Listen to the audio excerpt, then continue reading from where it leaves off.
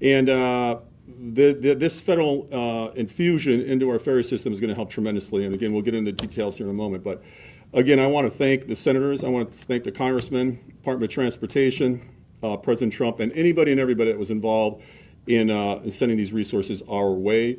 It's going to pay dividends for many, many years to come. And so with that, I'm going to send this over to Senator Sullivan, and we'll begin the press conference. Senator? Thank you, Governor, and good morning, everybody. And we called this press conference for some important and good news, but I think I, like many other Alaskans, want to acknowledge this morning some difficult news for our state. The crash of an aircraft in western Alaska yesterday, loss of 8 lives. I've been in touch this morning with the head of the NTSB, FAA, Secretary of the Army, head of the Corps of Engineers for details. I believe there's going to be a press briefing a little bit later with the regional head of the NTSB on this for our media and others. As of this morning, the next of kin were still being notified. So I think we need to be cautious on saying or asking too much in that regard. But I will say I know Alaskans are praying for these families, thanking our first responders.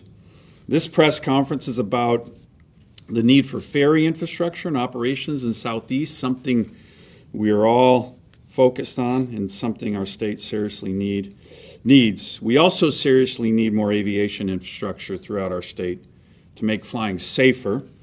A number of our press colleagues 3 weeks ago were at an event in a roundtable that I hosted with the NTSB head, with top FAA officials, and stakeholders throughout our aviation system just 3 weeks ago, where we talked about continuing the FAA Alaska Safety Initiative, what we call the FASI initiative. And the good news there is we have close to $500 million in aviation infrastructure coming to our state in the next 2 to 3 years to make flying safer. And that's a generational opportunity, kind of like what we're talking about with regard to the ferry investments today. So hopefully you have this handout. If you don't, we can get it to you. My team can get this handout to everyone. But what the governor just mentioned, $410 million in federal funding for Alaska's ferry system. And this is the kind of transformational investment our state needs to rebuild, modernize, and sustain the Alaska Marine Highway for decades to come. I want to do a shout out to Senator Murkowski, and of course it was Don Young back then when we worked really hard on the bipartisan infrastructure bill that passed Congress a few years back, and we put a lot of emphasis on the ferry system in that bill, including flexibility in the federal ferry program to allow funding to support operation costs, not just the construction of new vessels and terminals. The state put forward a really, really strong application, and I just want to read a bit of a letter that we sent to the Secretary of Transportation to say, Mr. Secretary, this is a strong application. It does it all for Alaska. We really need you guys to approve it. The application from the state of Alaska represents a comprehensive investment in the long-term reliability in modernization of the Alaska Marine Highway system. The requested funding will help restore and sustain reliable ferry operations, replacing aging vessels, modernizing ferry terminals, improving customer service, and strengthening the system's resiliency. And so I want to congratulate the state for putting that forward. And this is building on what we were able to achieve in 2023, in 2024, where we helped get our state about almost $600 million in federal investments to modernize vessels, upgrade terminals, and improve the reliability of the marine highway system. So that's in the last 3 years, a little bit over $1 billion from the feds, from the bipartisan infrastructure bill and some of the other work that we've been doing back in D.C. With regard to investments in the marine highway. You know, I've been to, one of the great parts about our jobs is you get to be all over the great state of Alaska and in so many communities in Southeast, in the Gulf of Alaska, in the Aleutians. The ferry system is a constant source of concern. We all know 230 communities in our state are not connected by the road system. So for these communities, marine transportation isn't optional. It's how people get access to groceries, fuel, medical care, freight, jobs, economic opportunity. And this is an investment in a lifeline for Alaskans, and it's also an economic investment. And with strong federal partnerships and the state working together, we have a unique opportunity here with our unique transportation challenges to move forward on really a generational opportunity to not just keep the marine highway system afloat, but to rebuild it for the next generation. So with that, I know we have a couple of our mayors who are getting significant awards, and I think, Jeff, we were planning on turning to them. Mayor Saludo, are you on the line? Yeah, I'm here. Go ahead with your comments, sir. I'd like to thank everybody that's worked on it, on the project and getting the funding. It's been a long process on getting it, and we're excited to have it and get it moving. Mayor Kavanaugh. This is Melinda Kavanaugh. I'm the mayor for the city of Cape. I'd like to thank our Alaska Congressional delegation for supporting this important project in Cape. This is amazing news, and I'm so excited to share it with our community. This project is something that our past leaders, our local entities, the Organized Village of Cape, the Cape City School District, Cape Tribal Corporation, and our community have advocated for and worked towards for many years. The Alaska Marine Highway System is our lifeline. It's our highway that connects us to essential medical care, school and sports travel, vehicle repairs, and the supplies and services our community depends on. Since Cape is located in the heart of the Southeast Panhandle, this has been vital to us, and for several years we have received the least amount of ferry service, even as mainline ferries, have passed by our community. So today's announcement will definitely bring a lot of smiles to Cape. It's a meaningful step forward for our community and a recognition of the importance of reliable transportation for rural Alaska.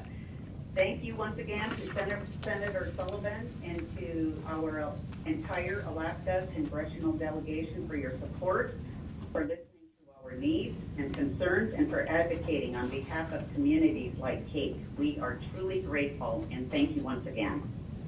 Okay, thank you. Mayor Silverstein. Thank you.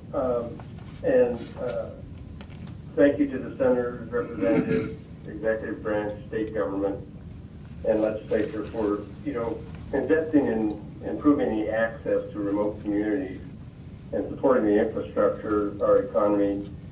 It'll create jobs.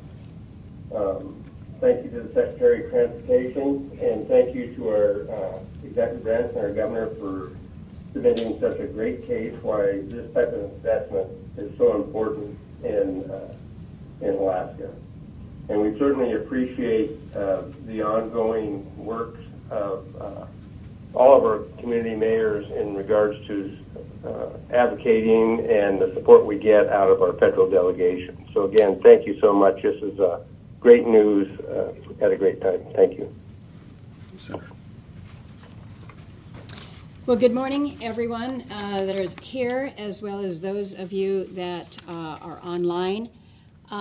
This is a good news day when it comes to our Alaska Marine Highway System. I want to acknowledge the comments that Senator Sullivan has made about grieving the loss of those who have perished in this aviation accident. Unfortunately, in our state, we see far too many of them. But it is also a reminder of our infrastructure network in this state. We are not like the rest of the country. We fly, we have limited road system, and we travel over our marine highways. And knitting the infrastructure together has always been a challenge. And as we have learned from this aviation fatality, they will continue to be a challenge as we live in a state that is faced with weather, with terrain, and all that comes with being in remote areas. But when we can take those steps to bring our community a little bit closer by a strong, reliable system, we should be doing just that. And that's where we have such an opportunity with the Alaska Marine Highway System. I was born and raised in Southeast Alaska when you would see that great big blue ship. Now it doesn't look so big because I've gotten older, but those beautiful ferries that would just travel right by your little community. And you recognize that not as a vessel for pleasure, but as the mayor of Cake just reminded us, a vessel that would carry your loved ones to healthcare facilities, a vessel that would carry the basketball team or the church group to meet up with other kids or elders in other communities, the vessel that would make sure that you were able to get the groceries or the building materials that you needed for your communities. The Alaska Marine Highway System has been that lifeline for so many of our coastal communities and has been that lifeline for decades. But as with everything that has been around for decades, it needs a refresh. Our vessels are old. Our vessels they have been worn hard. And we need to recapitalize the fleet. We need to make sure that the investments are made so that we have an operational system, not just an occasional vessel, for the people of Yakutat to recognize that they're not going to be seeing a ferry, not just for months, but for maybe a year. For the people in Angoon to know that it's a couple months in between ferries. They've got to figure out how they plan as communities and as families around a ferry schedule that may or may not be there. And that's why Senator Sullivan has used the words a generational investment. That's what this is. That's what we're looking at today. The Infrastructure and Jobs Act, which was passed now 5+ years ago, was really the impetus for our ability to get where we are right now with revitalization of our marine highway system. We have seen more than $730 million in federal funding coming to the state already, and with today's announcement of the $410 million, it puts us over $1 billion, about $1.1 billion in total investment to the state of Alaska for our marine highway system. You know, when we were negotiating the Infrastructure and Jobs Act, there was a little bit of confusion as to why we needed to direct as much funding opportunity to ferries as we did. Because in many parts of the country, your ferry system is going to shuttle people to go from one comfortable, maybe recreation island to another. And so to be able to explain to colleagues what it meant to have our marine highway system and the value that it brought was really probably one of the most important parts of my advocacy when it came to the Infrastructure Act. So we've made some headway. We've made investments, but we know we need to be doing more. And it's not only on the recapitalization side, but it's on the operations side as well. And so I look at this as again, the chance for us to recapitalize and reinvigorate a ferry system, replace our aging vessels and the infrastructure, and ensure that the Marine Highway can reliably serve Alaskans for decades and decades to come. I'm going to end with just one comment. We had the Commandant of the United States Coast Guard up in the state last week. And Senator Sullivan, I know you were traveling with him. I know many of my team were with him. And in communities from Sitka to Kodiak to Cordova, when the Coasties were asked, what can we in Alaska do to be better partners with you? One thing they said was housing, but the second thing that they said in every single community was get your marine highway system in an operational state because we rely on them for our readiness. Alaskans rely on this system for our safety and security, and our military and our Coast Guard rely on them as well. So generational investment and looking forward to the results on the ground and on the water. Okay, we'll now go to Congressman Begich. Thank you very much, and thank you to everyone joining us today. This is a significant day for Alaska's marine highway system. As we've heard from the senators, and there's more than $400 million in federal funding that is directly going to Alaska's ferry system to improve operations and modernization and long-term reliability across the marine highway system in Alaska. Those investments matter because Alaska has a transportation challenge, as we all know, unlike anywhere else in the country, and we depend on a robust ferry system. That's a message that I've worked to carry in Congress as a co-chair of the Bipartisan Congressional Ferry Caucus.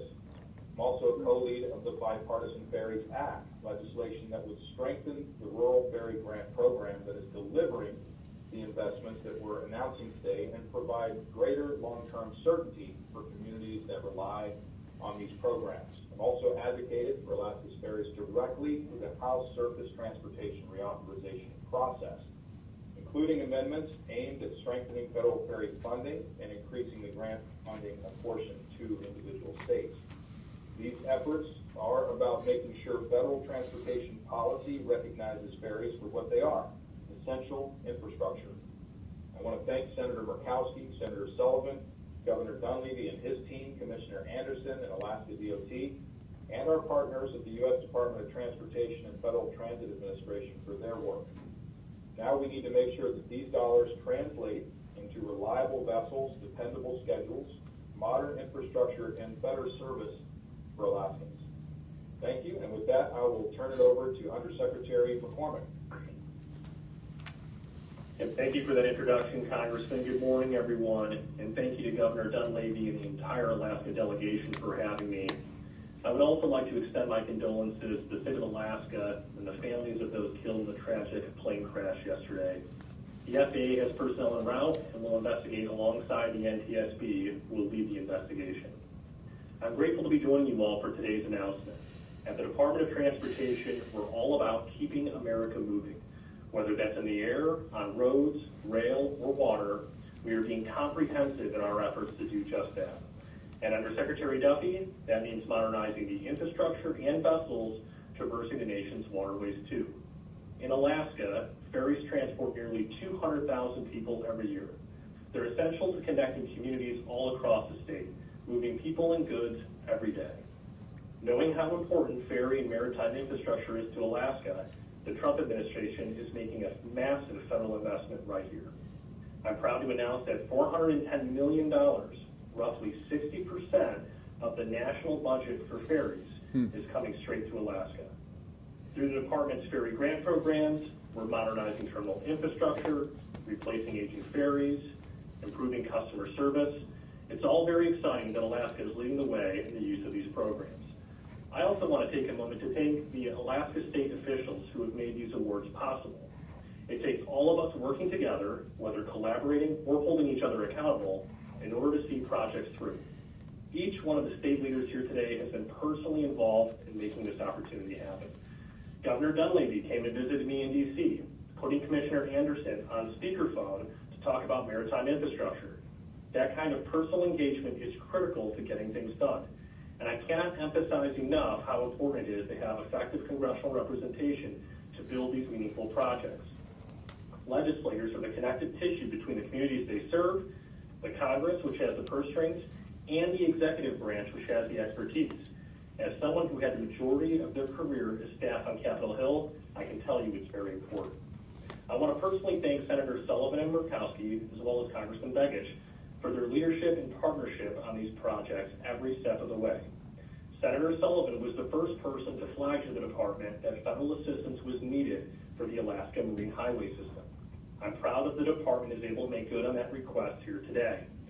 As the senator has told me many times, Alaska is resource rich and infrastructure poor. I've heard that message loud and clear, and we're working hard to fix that. I also understand that Senator Murkowski and Senator Sullivan actually led the effort in Congress to create the ferry program itself. It's very fitting then that this money is coming home to Alaska. It takes a village to get these projects funded and built. The local, state, and federal government need to work together to see it through, and the department couldn't ask for better partners than the Alaska officials here today. I'm very excited by the huge amount of opportunities for DOT across Alaska. This opportunity, this announcement, is just the most recent investment we've made to keep Alaska moving. I look forward to many more successes for the state in the months to come. Thank you again for having me to celebrate this achievement with you all. And with that, I'll hand it over to the Alaska Department of Transportation and Public Facilities Commissioner, Brian Anderson. Okay. Well, thank you. The Alaska Department of Transportation and Public Facilities is the state agency. We oversee the 237 airports in Alaska, the thousands of miles of highway system. We oversee railroad, ports, even ice roads, and a lot of our trail systems. Alaska DOT is becoming very involved with. But this is about the Alaska Marine Highway System. And the Alaska Marine Highway System is a part of our national highway system, just like all the other highways that we have. And really today, what I'm here to talk about is we have a plan at the Alaska DOT. It's a long-range plan, and it's available to the public. And that's really, as we talk through our investments today, that's how we're proceeding. We're executing the plan. Up to today, before these announcements, we've had a great amount of accomplishments over the past 7 years. If folks remember, we got the MV Hubbard running again. The Tustumena replacement vessel is in the construction phase. That's a 62-year-old vessel that's operating right now. The Taslina crew quarters, that vessel is out for advertisement right now to complete that work on that. The Kennecott got a complete generator repower and overhaul just last year. We have the low no emission shuttle ferry that's in the final design phases. We have the fleet overhaul and life extensions. We've just really been working hard across the board to make sure that the ferries that we have now are being maintained in a top way so that we can continue on with our 98.5% uptime record for the ferry system. So really a great already to date before this with our ferries. On our terminal projects, we're working actively right now on 10 different terminals across Alaska. These are places like Angoon, Auk Bay, Chiniga, Cold Bay, Cordova, Ketchikan, Pelican, Skagway, Tutitlik, Yakutat. Those ones to date, we're leveraging not only the Federal Transit Administration Rural Ferry Program funds, but we're leveraging the Maritime Administration as well as our Federal Highway Administration just to make sure we can execute that plan. And so today, with today's awards, it's a continuation of executing that plan. And this really is a fantastic investment that we're looking at. For example, the operating support is going to help us continue to take the budget concerns away from our ferry system and just really continue those services. One of the projects, the LeConte replacement, that boat has been around since 1974. So we're going to replace that vessel, and that's a much needed replacement. Will help the entire system. The Cake and Saxman terminals. One thing we're doing, and I know this has been talked about, and we're making progress on this with our terminals. All ships can fit all docks, and so really having that interoperability is going to really improve the system. And so for a place like Cake, as they talked about with the mainliners passing by, now they'll be able to stop, and that'll improve service dramatically. Cascade Point. So again, we're trying to shorten ferry runs, and that saves people time, that saves fuel, that saves operating costs, to make sure that we can serve our mission in the future. And then, of course, part of this was customer service and operations modernization. And this is where we want to have a modern system with reservations. People can have the apps, and really modernize that whole thing as we go for the ferries. So really appreciative of these investments. I'm also appreciative, getting these projects across the finish line and getting results is really important. I think with Governor Dunleavy and the senators, and the congressman, regulatory reform helps us out enormously getting these federal projects across the finish line. And really just want to thank everyone because this was a big team effort. So thank you.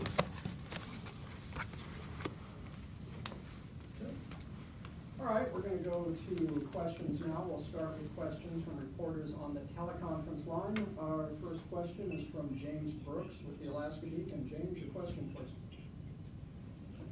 Good morning, James Brooks here. A bit of a technical question. Earlier this year, we had heard some concerns about ferry funding grants being delayed. Obviously, this grant being announced today is good news. What can you tell us about looking forward, grants what's the ability of future grants to keep coming and keep coming on time? I'll just remind folks that this is the end of the IJA funds, right? So that pipeline is no longer available, but we do have through the Rural Ferries grant program, and I can stand to be corrected on the actual name of the grant program. Those funds can continue. The operational funds that we have inserted through the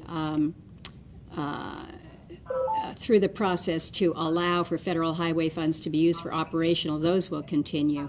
You're right, though, James, that those grant funds were delayed by, I don't know, I want to say it was almost a year in. I'm sorry, Senator, we're getting a lot of feedback on the line. Okay. And you're not audible right now. All right. All right, excuse me, there's someone on the line who does not have their phone muted. Please mute your phone. Thank you. What I might suggest is that because we have the Undersecretary McCormick on the line, I think if we make very clear that timeliness of these grants that come through on the federal side is important, and obviously working with our state commissioner here and the governor leading in ensuring that we don't see untenable delays.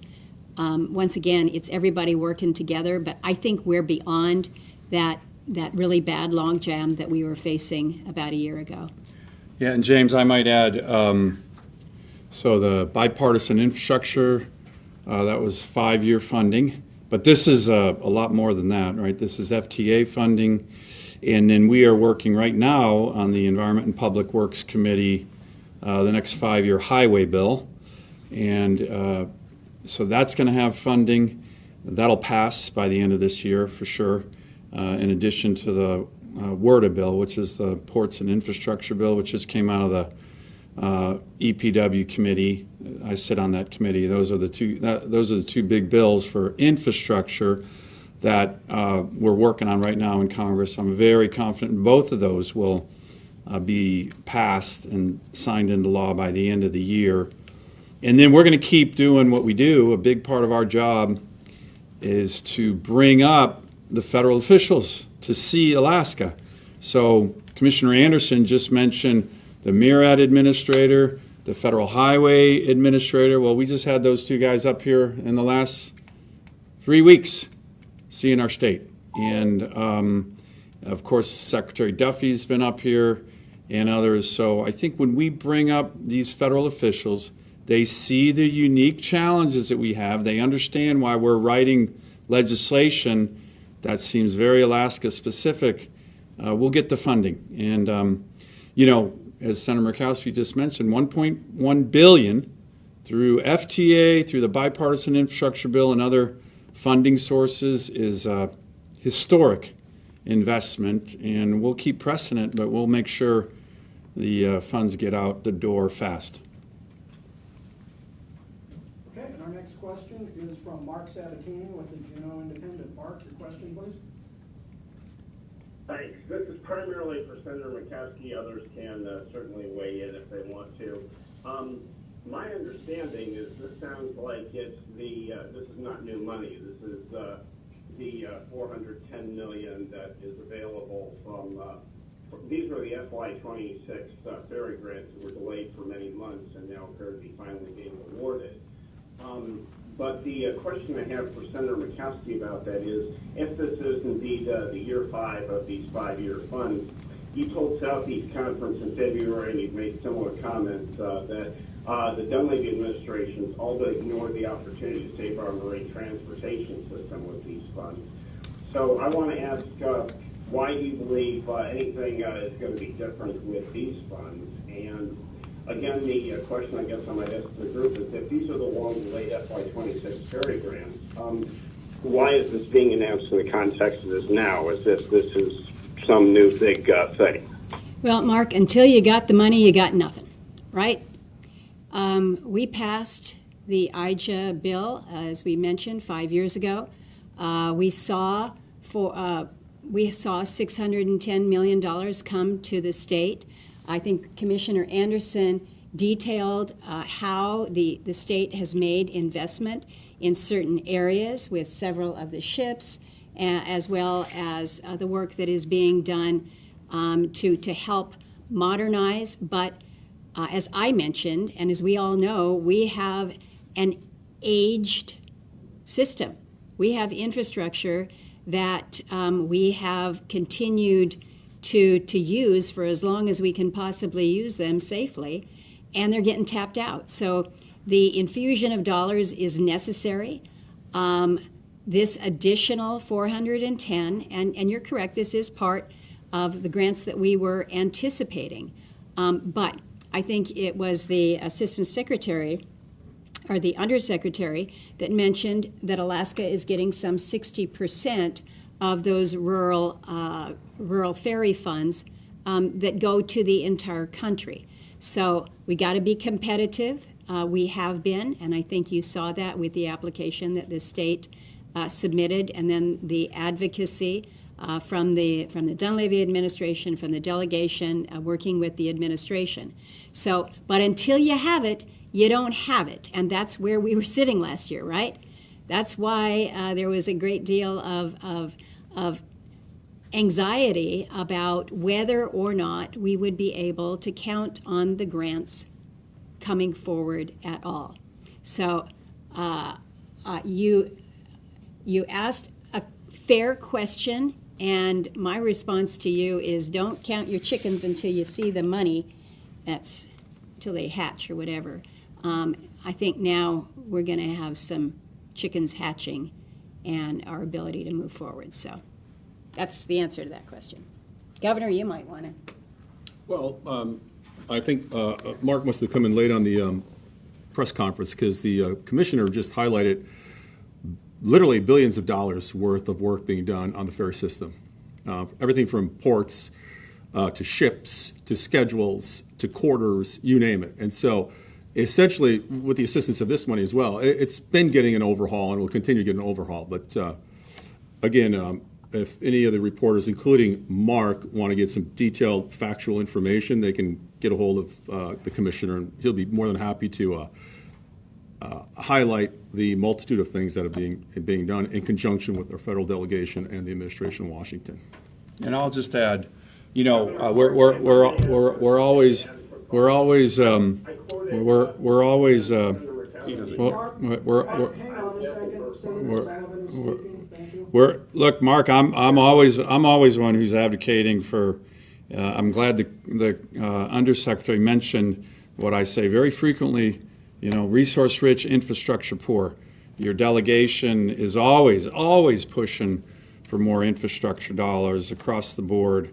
In what this is, there's delays, but what this is the Department of Transportation saying we are not accepting the entire state application, but the vast majority of the state application.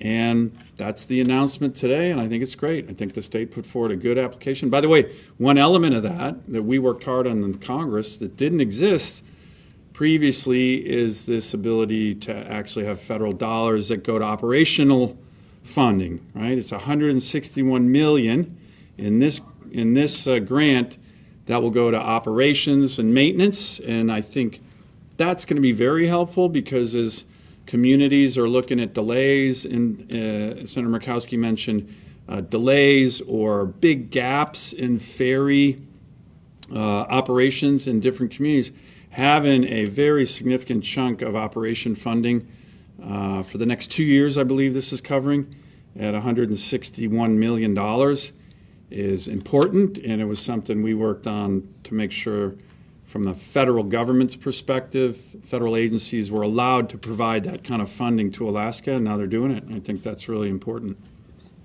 Okay, we'll take our next question from Brian from KTOO in Juneau. Brian, your question?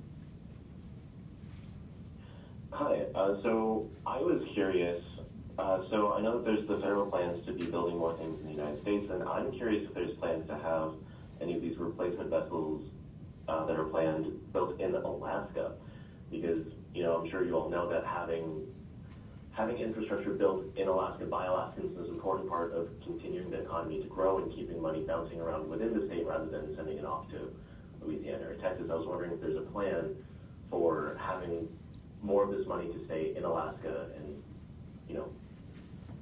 paying for Alaskan labor. So Brian, it's Senator Sullivan. I'm not sure of the plan per se on that, but I will tell you this, and I'm really glad you asked the question. There is a story that I don't think is getting covered enough in Alaska, which is our booming shipbuilding industry and the capacity that we have in growing shipyards to do exactly what you're talking about. I took a tour of our state with the Commandant of the Coast Guard and the Secretary of Homeland Security last week to kind of go to all the places that are getting significant investments from the Working Families Tax Cuts Act, where we had a $25 billion investment in the Coast Guard.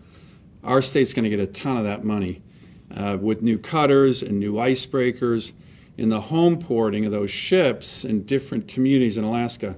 Why that's exciting, and one of the reasons the Coast Guard is choosing us for more ships, including 4 icebreakers, which is quite remarkable, is not only because of our national security location and the value we bring to the country, but because we have more shipbuilding capacity in Seward with the JAG Yard, in Ketchikan with the JAG Yard, and there's other places throughout the state, in Kodiak, in Sitka.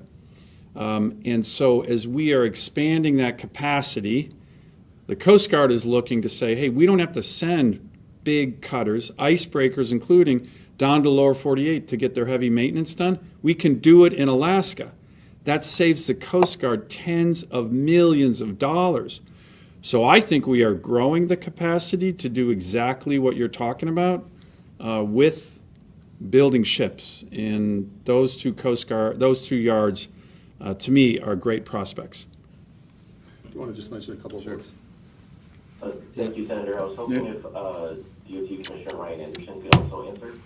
Yeah, absolutely. We're absolutely advocating, for this growth in Alaska shipyards, just like the senator has been saying. There are federal rules that restrict how we can designate a shipyard, so we do have to bid these things, and they have to be open. We have Buy America, Build America requirements. There's, for America to bid them. But we're also really working hard to make sure that our shipyards in Alaska have those opportunities to grow. We do an incredible amount of outreach with these projects to make sure everyone's informed of the opportunities and really what it takes to build these ships. So that, I mean, the federal requirements, yeah, we aren't able to designate a shipyard in Alaska, but we are doing what we can to make sure that the opportunities are there. Okay, and we'll go to our last question on the teleconference line from Steve Williams with the Kodiak Daily Mirror. Steve?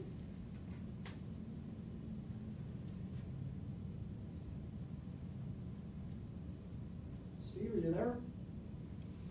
Okay, we'll go ahead and move to the room. Iris Samuels with the Anchorage Daily News. Yeah, I have two questions. The first is about the operations funding that was authorized initially through IJA. Since that funding became available, Alaska has increasingly relied on federal funding to fund ferry operations, something that used to be just come exclusively from state funding. And that has created annual uncertainty in the budget-making process, and because the federal funding cycle is different from the state funding cycle. I'm curious, and this is a question for the state senators, if you think that it's good for the state to continue to rely on federal funding for operating this state infrastructure. And then my second question is about the Cascade Point project. That project has been met with significant opposition from some of the communities that are meant to benefit from it, to the point that the Alaska legislature actually removed funding authorization from this year's state budget. I'm wondering, and again, this is for the state senator, or for the U.S. senators, if you think that project is worthwhile and worth this federal funding that was awarded. So I'll take a crack at both of those, Iris. I think from our perspective, we saw really the need for partnership between the state and the feds, which is why we worked on that ability to expand the use of federal funds that relate to operations and maintenance. And from our, certainly my perspective, I'll let Senator Murkowski speak for herself, but it was something that we teamed on, and I think it's an important part of the application, and I'm glad that the feds signed off on that part of the application. So I think it's important. It helps supplement what the state puts into the operations maintenance, and it's what we've been talking about. It's a relatively new component of what federal funding can do, and we thought it was important enough to get it in the bill. So I think having both creates a stronger ferry system. You're right about kind of maybe some misalignment, but I'd rather have to deal with some of the misalignment challenges but still have strong funding for the ferry system. And when you have federal funds that can go into operation maintenance, it just gives our system more security. And look, on the second question, I know that there's been some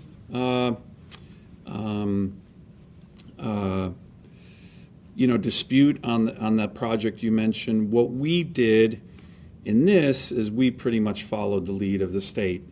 They put forward the application, and you see Ryan, Commissioner Anderson's and his team are the real experts here on what they see as the ferry system's needs and expertise.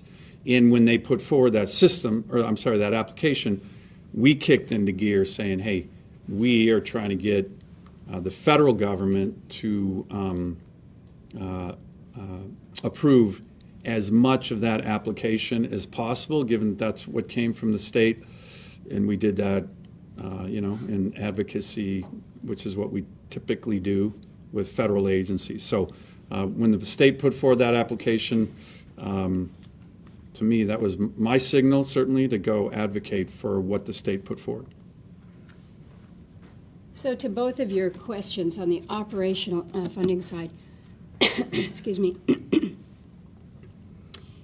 when we crafted IJA and put the emphasis on the different sources of funding for ferry systems, and when I was looking at it through the lens of the Alaska Marine Highway System, it was really with a thought in mind that we were going to see recapitalization of an aging fleet, because we all know that is what we needed. The operational side of it was not the focus. It certainly wasn't the focus from from where I was sitting. And when you look at the state's application, the operating funds, 161.2 million out of 410. So significant, absolutely significant in the award. But again, this is the Alaska Marine Highway System. It is not the federal highway system. Even though we receive federal highway funds, and that is right, that is appropriate, but this is our system to design and to operate. So I would like to see the vast majority of these funds go towards making sure that we have the ships that can show up on time to meet the needs of Alaskans. We know, and we hear the commissioner, we want to get ships that don't just go by little communities like Cake and Angoon. So you've got to right-size your terminals to your ships. But it has been frustrating over the years, over the decades, to see good resources on both the state side and the federal side to ships that barely get in the water before we have to pull them back because we didn't anticipate whether it was crew quarters or what have it. That's where people get really, really, really frustrated. And so this is our ferry system. This is Alaska's ferry system. We need to get more ships. We need to get them serviceable. They need to be able to pull into our ferry terminals. They need to be able to work for Alaskans. I appreciate the support that we get on the operational side, and we will continue to push for more for that. But the operating funds don't do us any good if we don't have the ships in the water. When it comes to Cascade Point, you have stated what is well known. There is disagreement, certainly within the Juneau-Haines area, as to whether or not that terminal is important or necessary. I'm one who feels pretty strongly that you've got to listen to community engagement. You've got to have the buy-in here. And so this is one of those projects that, as we look at the lists, 37.6 million for Cascade. Would Lisa Murkowski have done something different with that 37.6? I think the answer to that is yes. That wasn't mine to determine. As Senator Sullivan has pointed out, that was the state's application based on everything that they have learned and everything that they are prioritizing moving forward. We're supporting the application because the application was strong and good for the entire system. Can I ask a quick follow-up question on the operating funds? As you mentioned a couple times, the IJA funding is expiring this coming year. How confident should Alaskans be that that operating funding will be reauthorized? Because if it isn't, there's about an $80 million hole in the operating budget for AMHS moving forward and subsequently. Yeah, Iris, let us get back to you on that, because and maybe the undersecretary, if he's still on, can address that. I think some of this, and we can get back to you on the details, some of even this funding was FTA and not Right. directly IJA. So there's operating fund capabilities outside of the bipartisan infrastructure bill, and I think a significant portion of this award was from that other source. But Mr. Undersecretary, I don't know if you are still on or available, and we can get you the actual details on that if he doesn't have them right now. Yeah, appreciate you bringing the question to me, Senator. It is interesting. Much of the money is going to come from the IJA bucket of money, the fiscal years that we have advanced spending authority for. And of course, some of this is going to go to the 5 different capital projects which have been discussed, some of that to the operating assistance for ferries. But again, as from a department's perspective, and as we approach surface reauthorization and other transportation programs reauthorization, it is interesting and helpful for us to have that track record of successes and how the dollars are being spent on any program. And what we're seeing in Alaska, especially when it comes to ferry programs, is that the state is really outpacing its coverage, doing a great job with the use of ferry dollars. Okay, let's take our last. Hang on one second, Ryan. Just add some color. Yeah, if I could, on the topic, because Cascade Point has been a big topic. We've testified to the legislature on it. We had public meetings. It is a good conversation. I think Iris's question, the two parts are actually connected. When the concerns about the use of the federal funds are well-founded, and as a state agency, we're managing those operating budgets, and we're trying to invest in infrastructure to reduce those operating budgets. So in the future, we're not so reliant. With Cascade Point, as well as, when you look at the Saxman terminal, what we're trying to do is make use of our road infrastructure. There's a beautiful road north of Juneau, and it ends, and it really ends at a place where there's nothing. With these scenarios, we can use those roads, which are much more efficient to transport on, and then we shorten our ferry routes, and then we save the dollars in the operating costs. So really, hopefully in the future, that helps relieve this additional stress of the budgets that we have that are forcing us, to make these decisions. So that's a theme you're going to continue to see from the state, when you see these applications and how we're making decisions. Yeah, and if you want to talk with Ryan, there's this concept that goes back decades and decades and decades on a transportation system for Southeast that includes roads as well as ferries. And in some cases, many cases, ferries make perfect sense. But in other cases, roads make perfect sense to cut the time in half, and as Ryan said, the maintenance. And so the whole idea of combining those two under our administration is that over time, the operating costs could be contained if you're using more and more roads. Some people disagree. That's just part of the process. I think some of what the administration has said about the Cascade Point project is that it is dependent on additional infrastructure being constructed along Lynn Canal. On the other side, correct. Right. That's capital, but once that's done, your operating costs over time will be reduced, is the idea. That's the beauty, I guess, of capital. It's like Senator Murkowski said, we're operating with ships that are 60-some years old.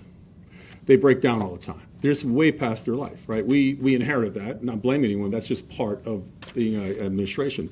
So you replace those, you have less time in the shop. You have more time on the water. So the ferry system is undergoing a revamp, whether it's ships, whether it's terminals, whether it's routes, whether it's schedules. And, it's a work in progress, and I think we've made some incredible progress, but there's tough decisions that'll have to be made every year regarding a lot of programs associated with the state and the federal government. Last question, Will Courtney with KTUU. Yeah, I just want to go back to what a lot of these remarks kind of started with yesterday's very tragic news of that plane crash. I know it's very early days. One, Governor, I want to give you the opportunity to respond and just have your reaction. But two, what's the state and federal kind of outlook on what's currently happening as we kind of question the safety of aviation? Yeah, thanks for that question. This is a tragedy. This is 8 people. I believe that next of kin are being notified. Everyone is crawling all over this incident to find out what exactly happened. We don't have all the information at this point. As a matter of fact, we don't have a lot until they really examine what happened out there, what caused the crash, what contributed to the crash. Unfortunately, because we are a state that flies a lot, and oftentimes we fly in various conditions, various weather, and things can change, unfortunate situations like this happen. That doesn't minimize the loss of the families and the friends and to the state and the federal government as well, because some of these folks may have been associated with military. So we have to find out more. Once we find out more, we'll get information to the press. Once the families are contacted, we'll get that information to the public as well. And so it's a tough one. If I can. So on this, Will, the broader issue, of course, is aviation safety in Alaska, and we had the NTSB do a study in 2020. They did a study with us. We have a crash rate that's 2.5 times higher than the lower 48. And we have a fatality rate that's 1.4 times higher than the lower 48. That was an NTSB study in 2020. What we did was we launched an initiative with the FAA and NTSB called the FAA Alaska Safety Initiative, the FOSI initiative, that we have now put into law, right, with the goal that was in the last FAA Reauthorization Act, put in the law with a national goal to get Alaska's crash rates down, and particularly fatality rates down by, I don't have the exact numbers that we got in the law, but by the early 2030s by a very significant amount. And what we've been able to do is get funding, $25 million a year from that FAA reauthorization that goes directly to the FOSI initiative. Then last year in the Working Families Tax Cuts Act, we had a massive investment in air traffic control reform throughout the country, $12.5 billion for the entire United States, because our air traffic control system certainly needs upgrading. And again, we're going to get a lot of that. The President, the Secretary of Transportation actually announced 174 new weather systems in Alaska, right, last year. These are major investments. And then we did a recent, I think you guys covered it, roundtable with the NTSB head, with the top FAA officials just in Alaska 3 weeks ago, with all of our stakeholders, a big group in the aviation space. And, you know, we were pressing them on a whole host of issues on safety. And one of the good news items that came out of that is the FAA's announcement with all these funds and other things, about $500 million coming in the next 2 to 3 years. That is going to be aviation infrastructure, weather systems, comms, between aircraft. But we have to learn from these events. And again, it's still very, very early. You know, we want to be praying for the families and the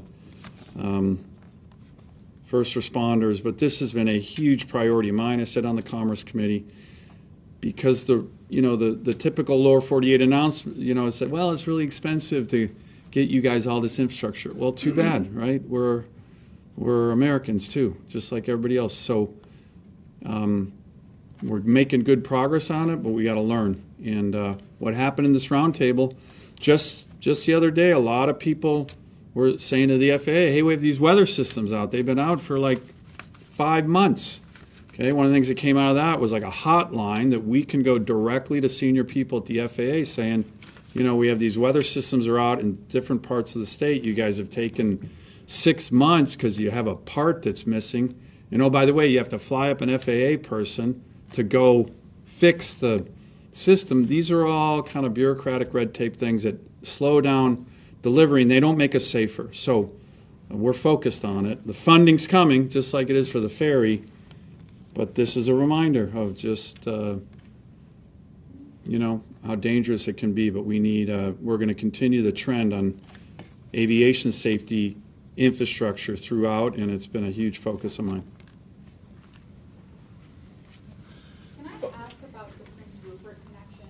I know that that's a priority for a lot of ferry riders, so I want to make sure you have the opportunity to address it if there's any news to share. Ryan, you got anything? I can speak real briefly on that.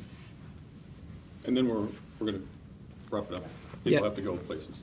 Yeah, we're still talking. I mean, we have communications with the folks down in Prince Rupert, and the infrastructure there is aged. It's like all these other places we're challenged with. It's got an old dock. We do maintain our facility there. We have a lease at Prince Rupert. Right now, we don't have any ships going in there. It's just we need to do some fixes in Prince Rupert as well, and it's Canadian government, so we're working across foreign borders.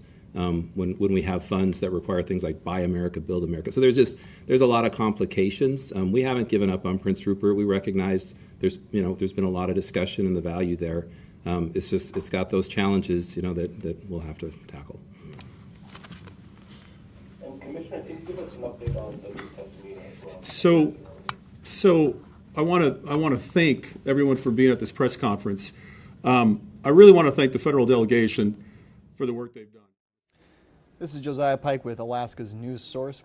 Sorry to interrupt that press conference there. We have another press conference we're going to be going to in just a moment. It's an update on a big story we've been covering for just since yesterday when it broke. We're expecting Clint Johnson with the NTSB Alaska Regional Office to be providing details on the investigation of the crash of the Cessna 441 near Cape Newham at noon. That's going to take place in just a moment, or momentarily, since we've just reached noon.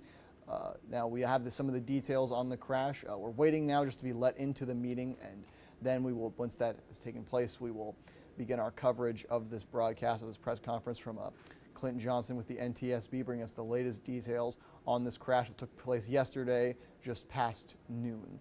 So we are waiting now to be let in. We just had to take you away from that press conference with Governor Dunleavy and our two senators, Sullivan and Murkowski, but we were just waiting, so please stand by as we wait to get into this meeting and to bring you the latest details.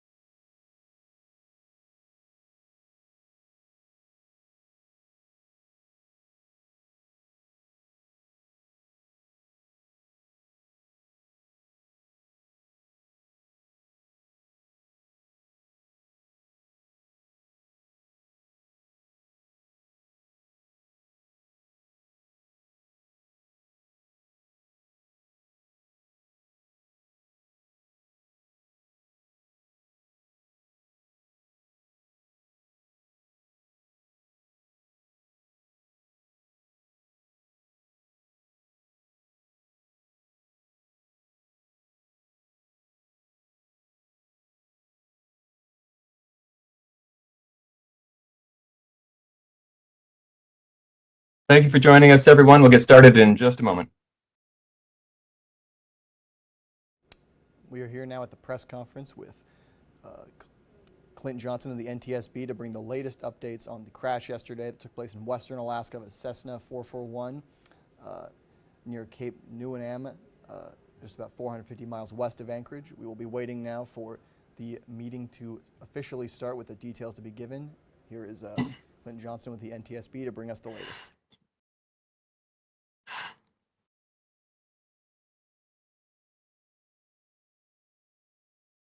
All right, thank you for joining us, everyone. Clint Johnson, the chief of the NTSB Alaska Regional Office, will provide a briefing on the investigation into Thursday's crash of a Cessna 441 airplane near Cape Newenham, Alaska. Clint's name and title is on the slide you're looking at right now, and the spelling of his name. Your cameras and microphones are turned off. When the Q&A starts, please use the raise hand icon at the top of the screen to ask a question. If you're joining from a mobile device, the raise hand icon can be found on the right side of the emoji reactions menu that opens when you select the 3 dots at the bottom of the screen. We will call on you in the order that you raise your hand and let you know when we have unmuted your microphone to ask your question. Please note it can take a few seconds for your unmute button to work after we enable it. If for some reason your audio input isn't working, please send your questions to mediarelations@ntsb.gov and I will read it to Clint. Again, that's media relations, all one word, mediarelations@ntsb.gov. The entire briefing, including the Q&A, will be recorded and posted on our YouTube channel, NTSB Gov, later today. And with that, I will turn it over to Clint Johnson. Well, good afternoon, ladies and gentlemen. As Peter mentioned, my name is Clint Johnson. I'm the chief of the NTSB office here in Anchorage, Alaska. First and foremost, I'd like to offer our sincere condolences to the family, to the operators, family as well. And we've all been doing this a long time. It never gets easier. So again, our sincere condolences, not only from Alaska, but nationwide. What I'd like to do in this very short amount of time that we have together is give you a little bit of an idea of where we were, where we are now, and ultimately what our goal is and where we're going. This accident happened yesterday, unfortunately, on August 20th at about 11:45 local time. It involved a Cessna Conquest. 441 is the model number. We know it as a Conquest, a Cessna Conquest. It's a twin-engine turboprop airplane powered by Honeywell TPE 331 engines, and the airframe is made by Textron or Cessna. This airplane was operated as a Part 135 on-demand charter between Anchorage and Cape Newenham. The operator is Security Aviation that is located here at Anchorage International, and they were the two pilots were employed by Security Aviation. If you're not from Alaska, as far as the location of Cape Newenham, it's very remote. Even for us, we deal in very remote locations. This community or this radar site is located about 460 miles southwest of Anchorage and along the ocean. We had a total of eight occupants on board, 2 pilots employed by Security Aviation, as I mentioned before, 2 members of the Army Corps of Engineers, and then 4 contractors that were being transported to Cape Newenham. To give you a little bit of an idea as far as how this flight came about, this flight left Anchorage yesterday right around 9:15 a.m. As I mentioned before, this accident happened about 11:45 a.m.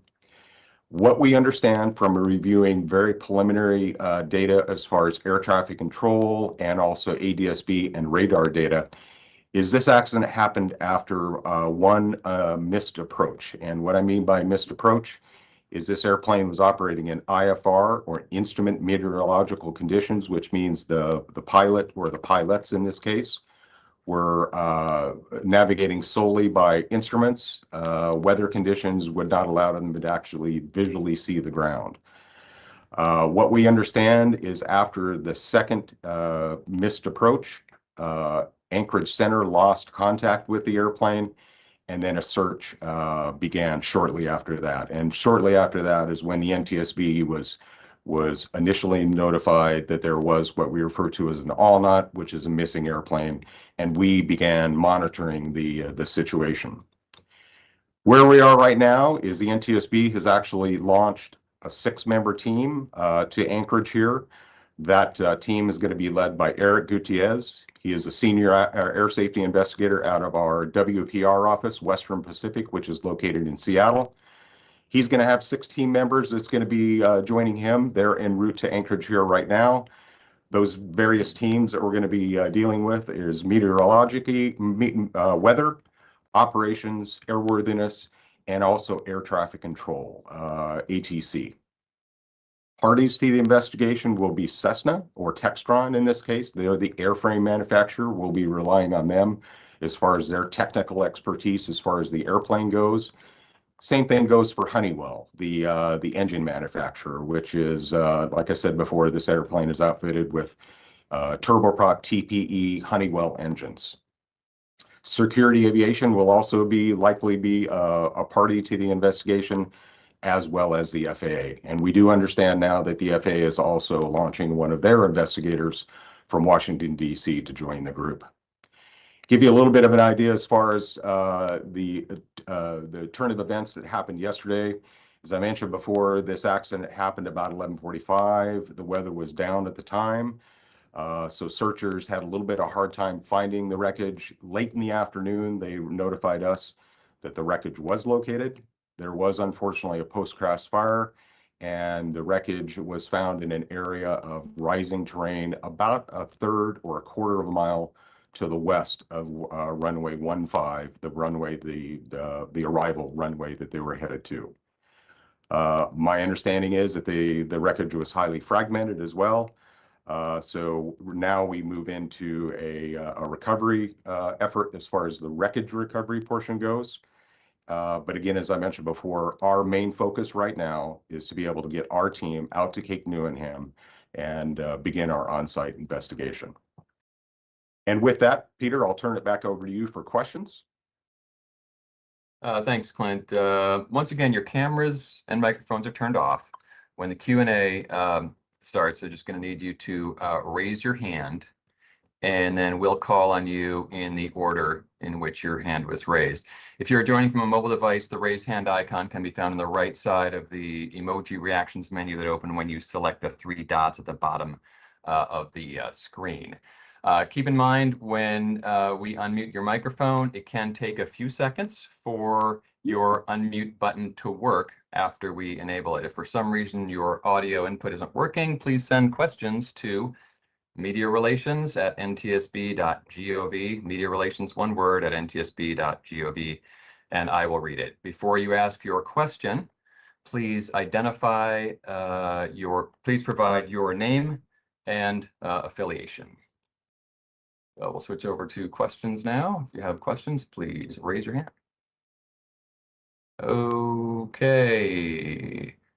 Kuhn Johnson, I am unmuting your mic now. You may go ahead and ask your question, and please identify yourself and your affiliation.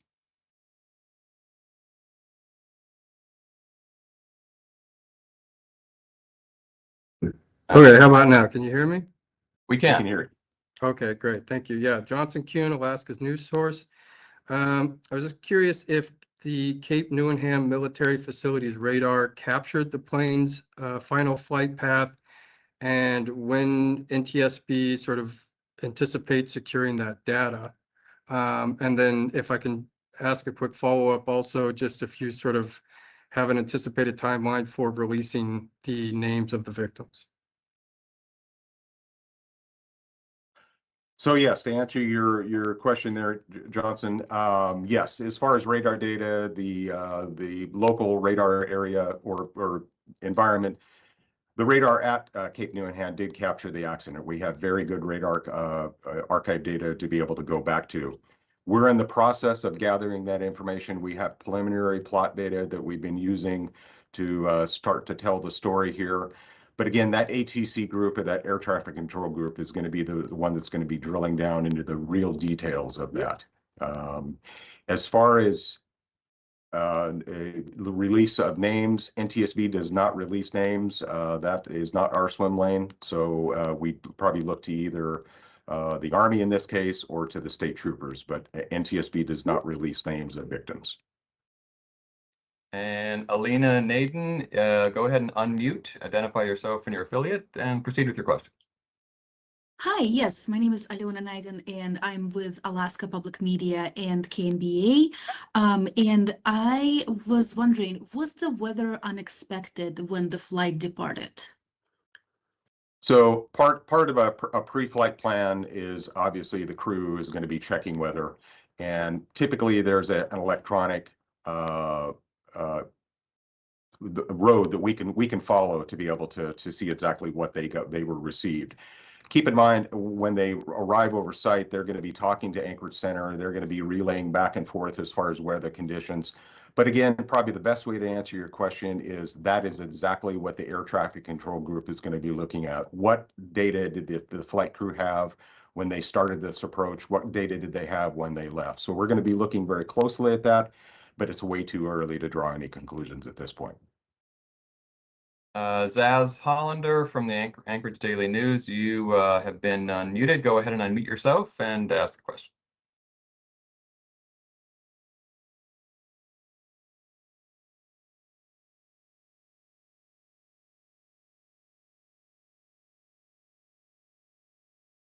Hi, thanks. This is Oz from ADN. I have a two-part question. Clint, I'm wondering if there were any communications from the accident pilot with ATC regarding why they missed that first approach, and are there any indications that they were going around again, so for I guess a third approach when the plane crashed? Yeah, so Zaz, the best way to answer that is there are procedures in place. And the long story is if the pilot is not able to see the runway at a certain predetermined altitude or distance from the runway, it's required by regulation to do a missed approach. That's a very common practice that, instrument rated pilots or airplanes that are operating in an instrument atmosphere or environment. So there are policies or procedures that they follow. And I'm sorry, on the second one, what was the second part of that, Zaz? Yeah, it was whether there's any indication that the pilot, when the plane crashed, was the pilot going back around again for another approach? Uh, we don't know that, and we are in the process of pulling those tapes and that recorded archive data to be able to get a better idea of the actual sequence of events here. And again, that is exactly what the ATC group is going to be looking at very, very closely here. All we know right now is the basic information, but again, that ATC group is going to be drilling down into those fine details. And Becky Boher, you have been unmuted, so unmute yourself and ask a question.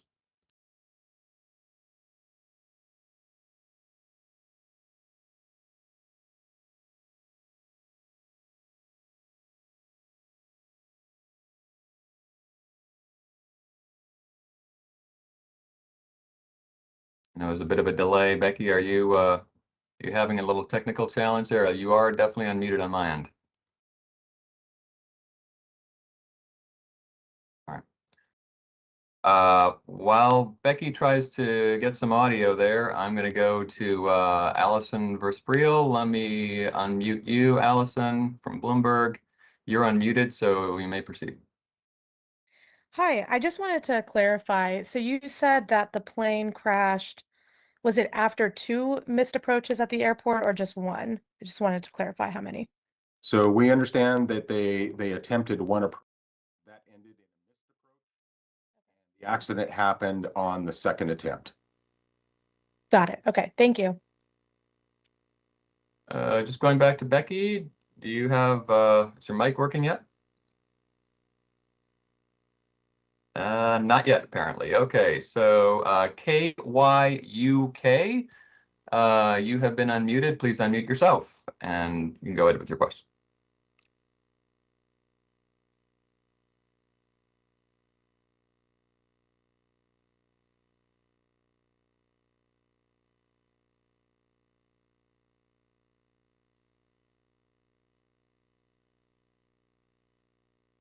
We may be having looks like some little bit of technical challenges here. Give that one more minute. Let me just see.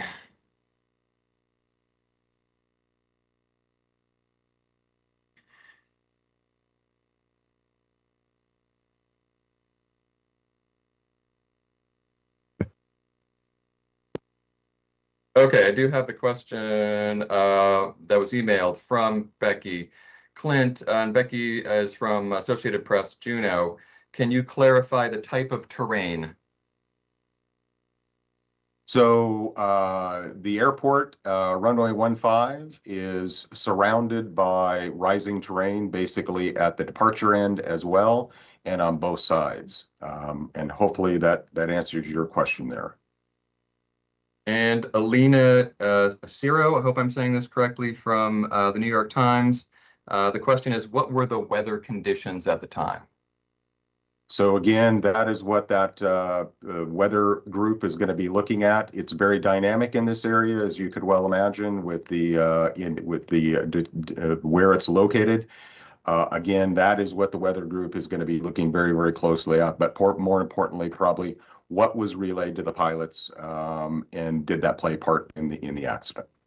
But stand by for more information on that. Okay, and Johnson Kuhn, you have another question. Go ahead.